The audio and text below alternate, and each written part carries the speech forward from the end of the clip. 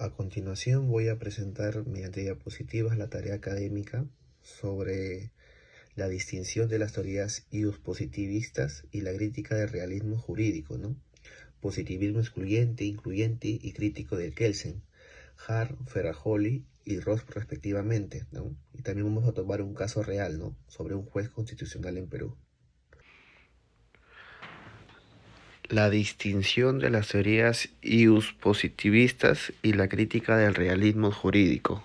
Positivismo excluyente, incluyente y crítico de Kelsen, Hart, Ferrajoli y Ross respectivamente. También vamos a abordar el caso real sobre un juez constitucional en Perú. Un caso que ilustra la aplicación del positivismo incluyente en Perú es la de la sentencia del juez constitucional Eloy Espinosa Saldaña en el Tribunal Constitucional sobre el caso de indulto de Alberto Fujimori. Vamos a hacer una breve reseña de la organización. El debate sobre la separación entre derecho y moral ha ganado relevancia en los últimos 50 años, con Williams enfatizando la ética en el comportamiento humano y Hart defendiendo que no hay una relación inevitable entre ambos, lo que distingue la ley de la moral. Sin embargo, críticos como Working, Alexi y Ferrajoli argumentan que el derecho debe incluir elementos morales para ser comprensible. La crisis del positivismo jurídico, evidente a mediados del siglo XX, lleva a cuestionar su eficacia como marco teórico, con autores como Working y Atienza, sosteniendo que los jueces deben considerar argumentos morales. Tras la Segunda Guerra Mundial, la incorporación de principios éticos en nuevas constituciones promovió la integración de contenido ético en las normas legales, destacando la interacción entre moral y derecho en debates contemporáneos. Resumen del contenido, teorías del derecho. A lo largo de la historia, diversas formas de conocimiento han estudiado el derecho, cada una desarrollando su propia idea y metodología. Esto ha llevado a la percepción de que cada enfoque construye un concepto distinto de derecho. Las teorías han intentado responder a preguntas fundamentales como ¿qué fundamenta el derecho? Es decir, ¿por qué se cumple el derecho? ¿Y esto conforma el derecho? ¿O qué lo compone? Al analizar estas cuestiones, se pueden identificar las principales diferencias entre las teorías, enfocándose en el naturalismo, el positivismo y el realismo. El naturalismo sostiene que el derecho humano creado por los hombres se deriva de un derecho superior o natural, compuesto por valores y principios justos. Para esta corriente, las leyes humanas solo son válidas si están en consonancia con estos principios de justicia. De lo contrario, no tienen legitimidad. Las personas obedecen las leyes no por su mera existencia, sino porque están en sintonía con la justicia, la cual es innata en el ser humano a lo largo de la historia. El concepto de derecho natural ha sido interpretado desde diferentes perspectivas, ya sean teológicas, moralistas o racionalistas, como en los casos de Santo Tomás, Hugo Grocio, Rousseau y Kant. Positivismo. El positivismo jurídico sostiene que no existe un derecho universal basado en principios de derecho natural, sino que cada sociedad crea su propio sistema jurídico para mantener su cohesión sin depender de ideas abstractas de justicia. Según esta teoría, una norma es válida si ha sido emitida por una autoridad competente siguiendo los procedimientos establecidos sin que sea necesario que la norma sea justa. La obligatoriedad del derecho radica en la legitimidad del poder del grupo social que utiliza su autoridad para hacer cumplir las normas. El realismo jurídico sostiene que las leyes no se aplican directamente como propone el positivismo, sino que son directrices para los jueces, quienes interpretan y aplican las normas en casos concretos. Según esta perspectiva, el derecho no reside en las leyes mismas, sino en cómo los jueces las aplican, lo que da flexibilidad al sistema para ajuntarse a la realidad social. La jurisprudencia o la repetición de decisiones similares constituye el verdadero derecho. Sin embargo, esta visión plantea críticas como la incertidumbre sobre cómo un juez aplicará la ley y el riesgo de excesos judiciales, al concentrar demasiado poder en los jueces. Lo más importante, la aplicación judicial flexible del derecho puede adaptarse a la sociedad, pero también genera incertidumbre y posibles excesos de poder. El positivismo excluyente de Kelsen.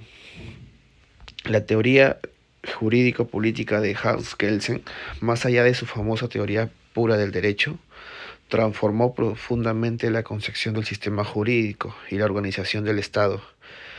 Abordó diversos campos como el derecho constitucional, derecho internacional público y la revisión judicial de la constitucionalidad, siendo clave en el desarrollo del positivismo jurídico, ¿no?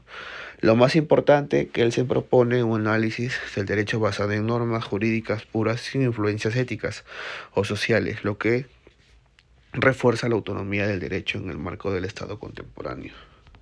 ¿Qué establece la teoría pura del derecho de Kelsen sobre el positivismo jurídico? El positivismo jurídico de Hans Kelsen sostiene que el derecho es un sistema normativo autónomo, separado de influencias éticas, históricas o sociales, ¿no? En su teoría pura del derecho, Kelsen propone que el derecho es un conjunto de normas que obtiene su validez de otras normas formando una estructura piramidal, ¿no? Lo más importante, el derecho es autónomo, lógico y estructurado jerárquicamente con la Constitución como una norma clave, ¿no? El positivismo incluyente o metodológico de Hart. Hart es la figura más importante de la filosofía jurídica anglosajona del siglo XX. El propósito de Hart no es dar una definición de derecho, en el sentido de una regla según la cual se puede poner a prueba la corrección del uso de la palabra.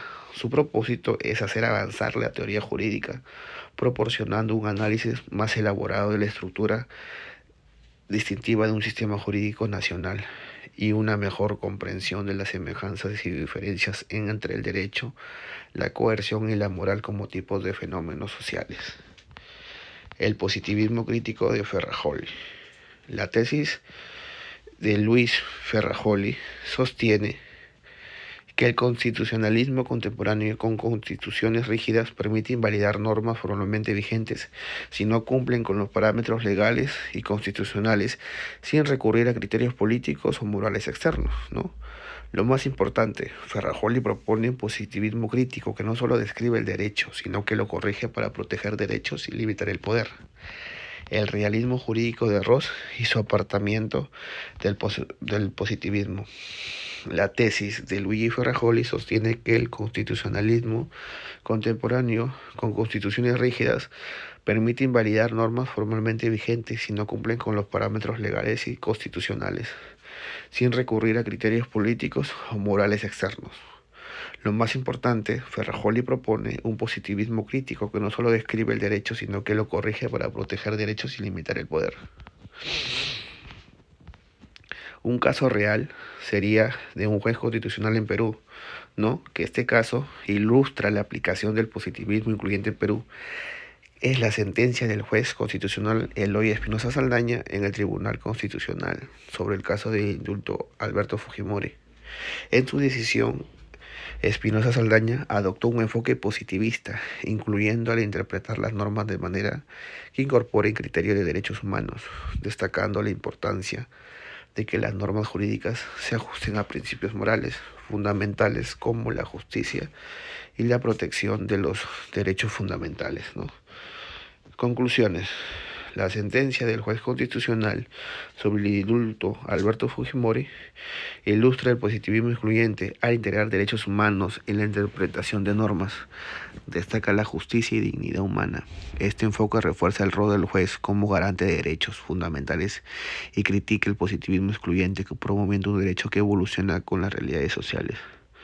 Lo relevante, fortalece el Estado de Derecho al adaptarse a las necesidades de justicia.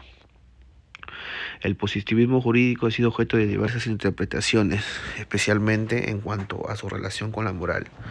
A lo largo de esta investigación se ha resaltado que aunque el positivismo jurídico esté influenciado por el positivismo filosófico, posee sus propias características y tesis. La diferencia entre positivismo incluyente y excluyente es menor, ya que los sistemas que caracterizan por el positivismo excluyente, las dos visiones tienden a coincidir. Sin embargo, la distinción entre el positivismo con o sin naturalismo es más significativa y constante. Algunas recomendaciones. El positivismo jurídico sobre la norma suprema que condiciona la validez de la Constitución.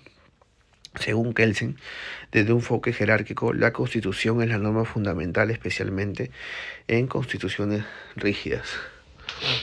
La teoría del derecho positivista propone que la Constitución debe ser considerada como parte del ordenamiento jurídico y su validez depende de su eficacia, no de una ideología. El problema señalado es que este enfoque no explica adecuadamente los casos en los que se toman decisiones sin observar la Constitución, destacando la tensión entre normas eficaces pero no válidas. Además, al considerar la Constitución como un valor en sí misma, el constitucionalismo se vuelve dogmático y se acerca más a una postura ideológica que coherente. Eso sería todo con respecto a la tarea académica.